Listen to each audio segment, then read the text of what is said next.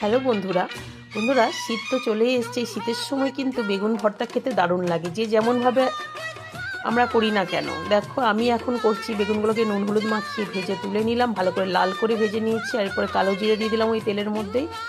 গোটা গোটা রসুন কয়েকটা, কাঁচা লঙ্কা কুচানো, পেঁয়াজ কুচানো দিয়ে দিলাম, ভালো করে নাড়াচাড়া করে নিয়ে পরিমাণ মতো লবণ দিয়ে দিচ্ছি। আর এরপরে সব কিছু একসাথে ভাজা ভাজা হয়ে আসলে ওই ভেজে রাখা বেগুনগুলো দিয়ে দেবো। আমরা অনেক সময় পুড়িয়েও বেগুন ভর্তা করে থাকি। বেগুনটাকে পুড়িয়ে, টমেটোটাকে পুড়িয়ে, বা বেগুন টমেটো সব কিছুকে ভেজে শুকনো লঙ্কাও দিয়ে থাকো তোমরা, আমিও দিয়ে থাকি। তো এখন এই মুহূর্তে আমি শুকনো লঙ্কার ইউজ করিনি।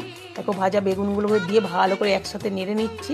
রসুনগুলো যেহেতু ভাজা হয়ে গেছে, সেদ্ধও হয়ে গেছে, তো একসাথে মিক্সড করে নিলাম। আর দেখো, বেগুন ভর্তাটা হয়েই এসছে। বন্ধুরা, কেমন লাগলো অবশ্যই জানাবে। ভালো লাগলে লাইক কমেন্ট করো আর শেয়ার করো। এখনকার মতো আসি, টাটা বাই বাই বন্ধুরা।